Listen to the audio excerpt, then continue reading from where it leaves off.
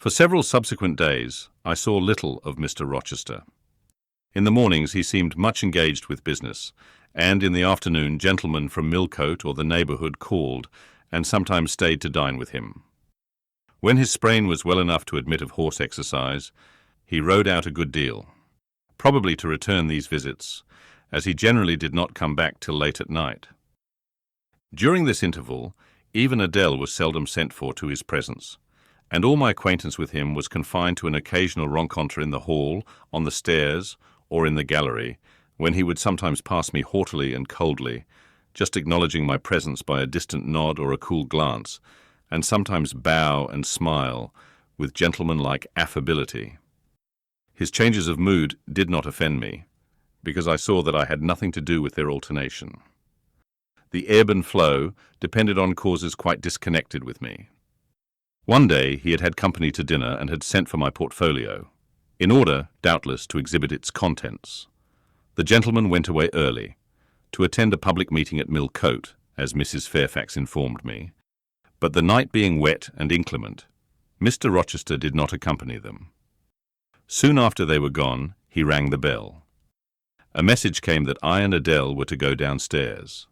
I brushed Adele's hair and made her neat, and having ascertained that I was myself in my usual Quaker trim, where there was nothing to retouch, all being too close and plain, braided locks included, to admit of disarrangement, we descended, Adele wondering whether the petit coffre was at length come, for owing to some mistake its arrival had hitherto been delayed.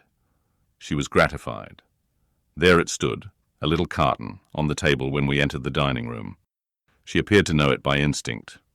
"Ma boîte, ma boîte," exclaimed she, running towards it. "Yes, there is your boîte at last. Take it into a corner, you genuine daughter of Paris, and amuse yourself with disemboweling it," said the deep and rather sarcastic voice of Mr. Rochester, proceeding from the depths of an immense easy-chair at the fireside. "And mind," he continued, "don't bother me with any details of the anatomical process, or any notice of the condition of the entrails. Let your operation be conducted in silence. Tiens-toi tranquille, enfant. Comprends-tu?" Adele seemed scarcely to need the warning. She had already retired to a sofa with her treasure, and was busy untying the cord which secured the lid. Having removed this impediment, and lifted certain silvery envelopes of tissue paper, she merely exclaimed, "Au ciel, que c'est beau," and then remained absorbed in ecstatic contemplation. "Is Miss Eyre there?" now demanded the master, half rising from his seat to look round to the door, near which I still stood. "Ah, well, come forward. Be seated here." He drew a chair near his own. "I am not fond of the prattle of children," he continued. "For old bachelor as I am, I have no pleasant associations connected with their lisp. It would be intolerable to me to pass a whole evening tête-à-tête with a brat. Don't draw that chair farther off, Miss Eyre. Sit down exactly where I placed it, if you please, that is. Confound these civilities. I continually forget them. Nor do I particularly affect simple-minded old ladies. By the by, I must have mine in mind. It won't do to neglect her. She is a Fairfax or wed to one, and blood is said to be thicker than water." He rang, and dispatched an invitation to Mrs. Fairfax, who soon arrived, knitting basket in hand. "Good evening, madam. I sent to you for a charitable purpose. I have forbidden Adele to talk to me about her presence, and she is bursting with repletion. Have the goodness to serve her as auditress and interlocutress. It will be one of the most benevolent acts you ever performed." Adele, indeed, no sooner saw Mrs. Fairfax than she summoned her to her sofa, and there quickly filled her lap with the porcelain, the ivory, the waxen contents of her boîte, pouring out, meantime, explanations and raptures in such broken English as she was mistress of. "Now, I have performed the part of a good host," pursued Mr. Rochester. "Put my guests into the way of amusing each other. I ought to be at liberty to attend to my own pleasure. Miss Eyre, draw your chair still a little farther forward. You are yet too far back. I cannot see you without disturbing my position in this comfortable chair, which I have no mind to do." I did as I was bid, though I would much rather have remained somewhat in the shade. But Mr. Rochester, had such a direct way of giving orders. It seemed a matter of course to obey him promptly. We were, as I have said, in the dining room. The lustre, which had been lit for dinner, filled the room with a festal breadth of light. The large fire was all red and clear. The purple curtains hung rich and ample before the lofty window and loftier arch. Everything was still, save the subdued chat of Adele. She dared not speak loud, and filling up each pause, the beating of winter rain against the panes. Mr. Rochester, as he sat in his damask-covered chair, looked different to what I had seen him look before, not quite so stern, much less gloomy. There was a smile on his lips, and his eyes sparkled, whether with wine or not, I am not sure, but I think it very probable. He was, in short, in his after-dinner mood, more expanded and genial, and also more self-indulgent than the frigid and rigid temper of the morning. Still he looked preciously grim, cushioning his massive head against the swelling back of his chair, and receiving the light of the fire on his granite-hewn features and in his great dark eyes. For he had great dark eyes, and very fine eyes too, not without a certain change in their depth sometimes, which, if it was not softness, reminded you, at least, of that feeling. He had been looking 2 minutes at the fire, and I had been looking the same length of time at him, when, turning suddenly, he caught my gaze fastened on his physiognomy. "You examine me, Miss Eyre," said he. "Do you think me handsome?" I should, if I had deliberated, have replied to this question by something conventionally vague and polite, but the answer somehow slipped from my tongue before I was aware. "No, sir." "Ah, by my word, there is something singular about you," said he. "You have the air of a little nonnette, quaint, quiet, grave, and simple, as you sit with your hands before you, and your eyes generally bent on the carpet, except, by the by, when they are directed piercingly to my face, as just now, for instance. And when one asks you a question, or makes a remark to which you are obliged to reply, you rap out a round rejoinder, which, if not blunt, is at least brusque. What do you mean by it?" "Sir, I was too plain. I beg your pardon. I ought to have replied that it was not easy to give an impromptu answer to a question about appearances. That tastes mostly differ, and that beauty is of little consequence, or something of that sort. You ought to have replied no such thing. Beauty of little consequence, indeed. And so, under pretence of softening the previous outrage, of stroking and soothing me into placidity, you stick a sly penknife under my ear. Go on. What fault do you find with me, pray? I suppose I have all my limbs and all my features like any other man." "Mr. Rochester, allow me to disown my first answer. I intended no pointed repartee. It was only a blunder." "Just so. I think so. And you shall be answerable for it. Criticize me. Does my forehead not please you?" He lifted up the sable waves of hair, which lay horizontally over his brow, and showed a solid enough mass of intellectual organs, but an abrupt deficiency where the suave sign of benevolence should have risen. "Now, ma'am, am I a fool?" "Far from it, sir. You would, perhaps, think me rude if I inquired in return whether you are a philanthropist?" There again, another stick of the penknife, when she pretended to pat my head, and that is because I said I did not like the society of children and old women, low be it spoken.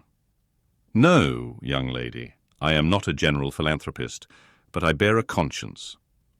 And he pointed to the prominences which are said to indicate that faculty, and which fortunately for him were sufficiently conspicuous, giving, indeed, a marked breadth to the upper part of his head. And besides, I once had a kind of rude tenderness of heart. When I was as old as you, I was a feeling fellow enough, partial to the unfledged, unfostered, and unlucky. But fortune has knocked me about since. She has even kneaded me with her knuckles. And now I flatter myself I am hard and tough as an india-rubber ball.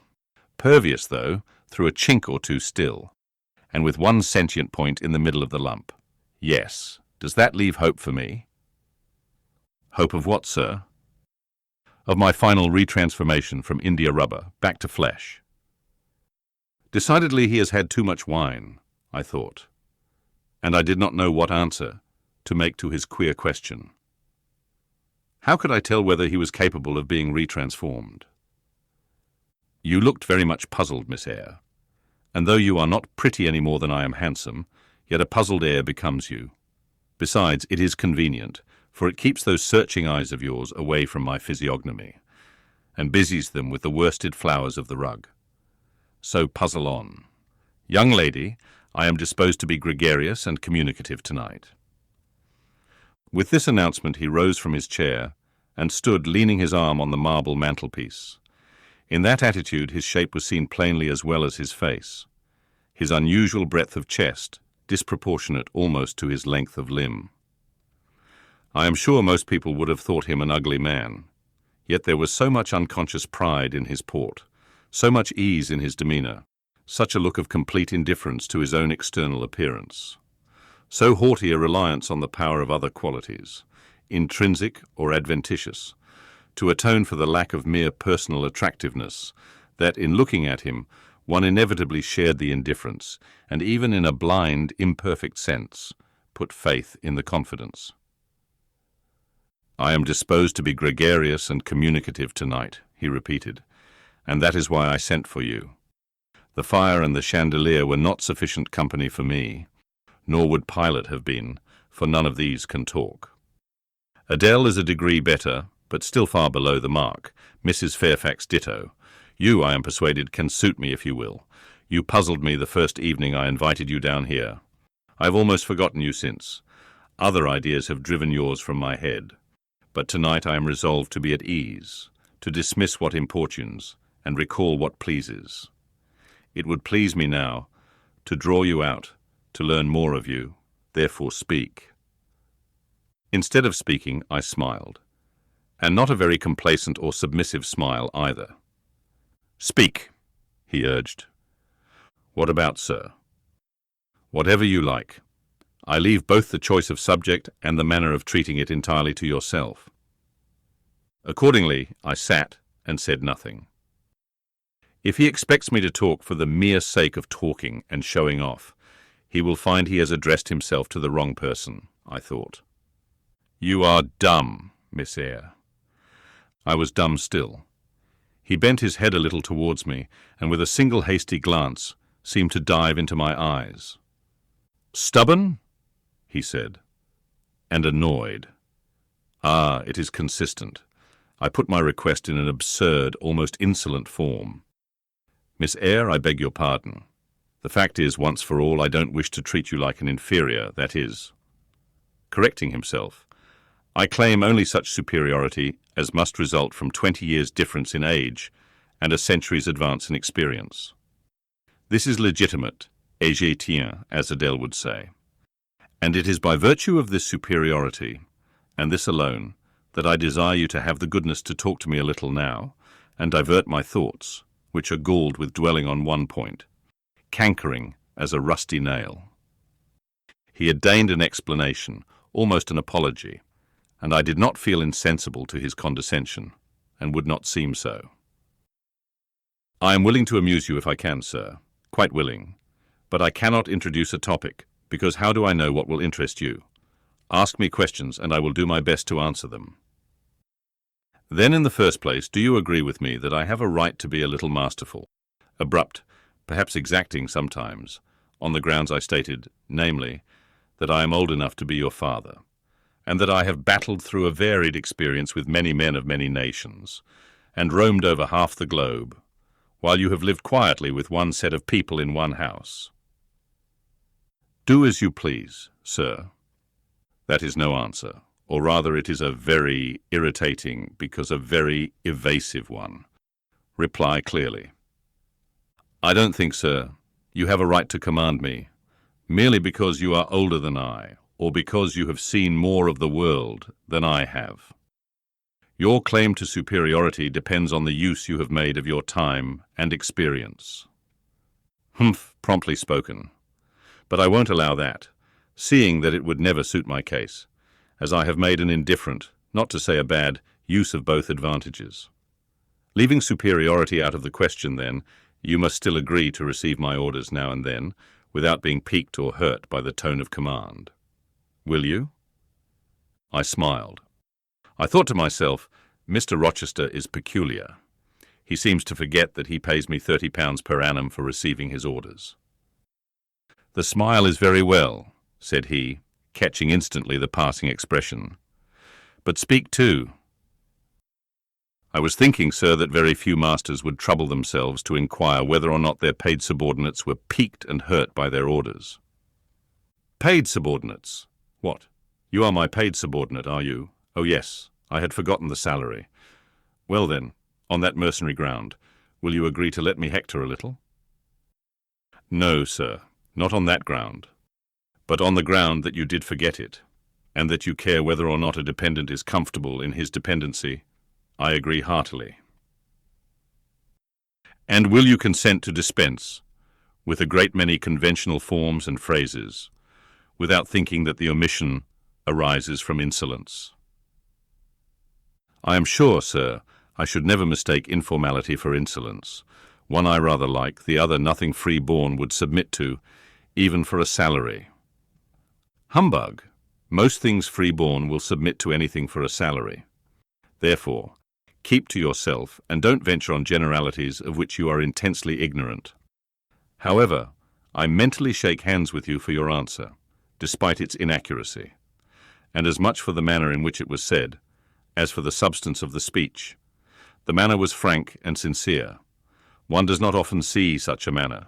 No, on the contrary, affectation, or coldness, or stupid, coarse-minded misapprehension of one's meaning are the usual rewards of candour.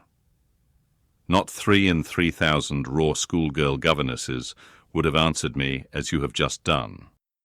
But I don't mean to flatter you. If you are cast in a different mould to the majority, it is no merit of yours. Nature did it. And then, after all, I go too fast in my conclusions. For what I yet know, you may be no better than the rest. You may have intolerable defects to counterbalance your few good points. And so may you, I thought. My eye met his as the idea crossed my mind. He seemed to read the glance, answering as if its import had been spoken as well as imagined. Yes, yes, you are right, said he. I have plenty of faults of my own, I know it. And I don't wish to palliate them, I assure you. God wot, I need not be too severe about others. I have a past existence, a series of deeds, a colour of life to contemplate within my own breast, which might well call my sneers and censures from my neighbours to myself. I started, or rather, for like other defaulters, I like to lay half the blame on ill fortune and adverse circumstances, was thrust on to a wrong tack at the age of 21, and have never recovered the right course since. But I might have been very different. I might have been as good as you, wiser, almost as stainless. I envy you your peace of mind, your clean conscience, your unpolluted memory. Little girl, a memory without blot or contamination must be an exquisite treasure, an inexhaustible source of pure refreshment, is it not? How was your memory when you were 18, sir? All right then. Limpid, salubrious, no gush of bilge water had turned it to fetid puddle. I was your equal at 18, quite your equal. Nature meant me to be, on the whole, a good man, Miss Eyre, one of the better kind, and you see I'm not so. You would say you don't see it. At least I flatter myself I read as much in your eye. Beware, by the by, what you express with that organ. I am quick at interpreting its language. Then take my word for it. I am not a villain. You are not to suppose that, not to attribute to me any such bad eminence. But owing, I verily believe, rather to circumstances than to my natural bent, I am a trite, commonplace sinner, hackneyed in all the poor petty dissipations with which the rich and worthless try to put on life. Do you wonder that I avow this to you? Know that in the course of your future life you will often find yourself elected, the involuntary confidant of your acquaintances' secrets. People will instinctively find out, as I have done, that it is not your forte to tell of yourself, but to listen while others talk of themselves. They will feel, too, that you listen with no malevolent scorn of their indiscretion, but with a kind of innate sympathy, not the less comforting and encouraging, because it is very unobtrusive in its manifestations. How do you know? How can you guess all this, sir? I know it well. Therefore, I proceed almost as freely as if I were writing my thoughts in a diary. You would say, I should have been superior to circumstances. So I should. But you see I was not. When fate wronged me, I had not the wisdom to remain cool. I turned desperate. Then I degenerated. Now, when any vicious simpleton excites my disgust by his paltry ribaldry, I cannot flatter myself that I am better than he. I am forced to confess that he and I are on a level. I wish I had stood firm. God knows I do. Dread remorse when you are tempted to err, Miss Eyre. Remorse is the poison of life. Repentance is said to be its cure, sir. It is not its cure. Reformation may be its cure, and I could reform. I have strength yet for that, but where is the use of thinking of it, hampered, burdened, cursed as I am? Besides, since happiness is irrevocably denied me, I have a right to get pleasure out of life, and I will get it, cost what it may. Then you will degenerate still more, sir. Possibly. Yet why should I, if I can get sweet, fresh pleasure, and I may get it as sweet and fresh as the wild honey the bee gathers on the moor? It will sting, it will taste bitter, sir. How do you know? You never tried it. How very serious, how very solemn you look, and you are as ignorant of the matter as this cameo head, taking one from the mantelpiece. You have no right to preach to me, you neophyte, that have not passed the porch of life, and are absolutely unacquainted with its mysteries. I only remind you of your own words, sir. You said error brought remorse, and you pronounced remorse the poison of existence. And who talks of error now? I scarcely think the notion that flitted across my brain was an error.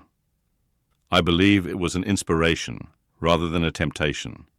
It was very genial, very soothing. I know that. Here it comes again. It is no devil, I assure you, or if it be, it has put on the robes of an angel of light. I think I must admit so fair a guest when it asks entrance to my heart. Distrust it, sir. It is not a true angel. Once more, how do you know? By what instinct do you pretend to distinguish between a fallen seraph of the abyss and a messenger from the eternal throne, between a guide and a seducer? I judged by your countenance, sir, which was troubled when you said the suggestion had returned upon you. I feel sure it will work you more misery if you listen to it. Not at all. It bears the most gracious message in the world. For the rest, you are not my conscience keeper, so don't make yourself uneasy. Here, come in, bonny wanderer. He said this as if he spoke to a vision, viewless to any eye but his own. Then, folding his arms, which he had half extended on his chest, he seemed to enclose in their embrace the invisible being. Now, he continued, again addressing me, I have received the pilgrim, a disguised deity, as I verily believe. Already it has done me good. My heart was a sort of charnel. It will now be a shrine. To speak truth, sir, I don't understand you at all. I cannot keep up the conversation because it has got out of my depth. Only one thing I know. You said you were not as good as you should like to be, and that you regretted your own imperfection. One thing I can comprehend. You intimated that to have a sullied memory was a perpetual bane. It seems to me that if you tried hard, you would in time find it possible to become what you yourself would approve, and that if, from this day, you began with resolution to correct your thoughts and actions, you would in a few years have laid up a new and stainless store of recollections, to which you might revert with pleasure. Justly thought. Rightly said, Miss Eyre, and at this moment I am paving hell with energy. Sir? I am laying down good intentions, which I believe durable as flint. Certainly my associates and pursuits shall be other than they have been. And better? And better, so much better as pure ore is than foul dross. You seem to doubt me. I don't doubt myself. I know what my aim is, what my motives are, and at this moment I pass a law, unalterable as that of the Medes and Persians, that both are right. They cannot be, sir, if they require a new statute to legalize them. They are, Miss Eyre, though they absolutely require a new statute. Unheard of combinations of circumstances demand unheard of rules. That sounds a dangerous maxim, sir, because one can see at once that it is liable to abuse. Sententious sage, so it is, but I swear by my household gods not to abuse it. You are human and fallible. I am, so are you, what then? The human and fallible should not arrogate a power with which the divine and perfect alone can be safely entrusted. What power? That of saying of any strange, unsanctioned line of action, let it be right. Let it be right, the very words. You have pronounced them. May it be right then, I said as I rose, deeming it useless to continue a discourse which was all darkness to me, and besides, sensible that the character of my interlocutor was beyond my penetration, at least beyond its present reach, and feeling the uncertainty, the vague sense of insecurity, which accompanies a conviction of ignorance.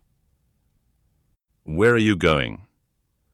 To put Adele to bed. It is past her bedtime. You are afraid of me, because I talk like a sphinx. Your language is enigmatical, sir, but though I am bewildered, I am certainly not afraid. You are afraid. Your self-love dreads a blunder. In that sense, I do feel apprehensive. I have no wish to talk nonsense. If you did, it would be in such a grave, quiet manner. I should mistake it for sense. Do you never laugh, Miss Eyre? Don't trouble yourself to answer. I see you laugh rarely, but you can laugh very merrily. Believe me, you are not naturally austere any more than I am naturally vicious. The lowered constraint still clings to you somewhat, controlling your features, muffling your voice and restricting your limbs, and you fear in the presence of a man and a brother, or father or master or what you will, to smile too gaily, speak too freely, or move too quickly. But in time, I think you will learn to be natural with me, as I find it impossible to be conventional with you. And then your looks and movements will have more vivacity and variety than they dare offer now. I see at intervals the glance of a curious sort of bird through the close-set bars of a cage. A vivid, restless, resolute captive is there. Were it but free, it would soar cloud high. You are still bent on going? It has struck 9, sir. Never mind, wait a minute. Adele is not ready to go to bed yet. My position, Miss Eyre, with my back to the fire and my face to the room, favours observation. While talking to you, I have also occasionally watched Adele. I have my own reasons for thinking her a curious study. Reasons that I may, nay, that I shall, impart to you some day. She pulled out of her box, about 10 minutes ago, a little pink silk frock. Rapture lit her face as she unfolded it. Coquetry runs in her blood, blends with her brains, and seasons the marrow of her bones. Il faut que je l'essaie, cried she. It'll instant même, and she rushed out of the room. She is now with Sophie, undergoing a robing process. In a few minutes she will re-enter, and I know what I shall see, a miniature of Céline Varens, as she used to appear on the boards at the rising of. But never mind that. However, my tenderest feelings are about to receive a shock. Such is my presentiment. Stay now, to see whether it will be realized. Ere long, Adele's little foot was heard tripping across the hall. She entered, transformed, as her guardian had predicted. A dress of rose-coloured satin, very short, and as full in the skirt as it could be gathered, replaced the brown frock she had previously worn. A wreath of rosebuds circled her forehead. Her feet were dressed in silk stockings and small white satin sandals. "Est-ce que ma robe va bien?" cried she, bounding forwards. "Et mes souliers? Et mes bas? Tenez, je crois que je vais danser." And spreading out her dress, she chassed across the room till, having reached Mr. Rochester, she wheeled lightly round before him on tiptoe, then dropped on one knee at his feet, exclaiming, "Monsieur, je vous remercie 1000 fois de votre bonté." Then rising, she added, "C'est comme cela que maman faisait, n'est-ce pas, monsieur?" "Precisely," was the answer. And comme cela, she charmed my English gold out of my British breeches pocket. I have been green too, Miss Eyre. Aye, grass green. Not a more vernal tint freshens you now than once freshened me. My spring is gone, however, but it has left me that French floweret on my hands which, in some moods, I would fain be rid of, not valuing now the root whence it sprang, having found that it was of a sort which nothing but gold dust could manure. I have but half a liking to the blossom, especially when it looks so artificial as just now. I keep it and rear it rather on the Roman Catholic principle of expiating numerous sins, great or small, by one good work. I'll explain all this some day. Good night.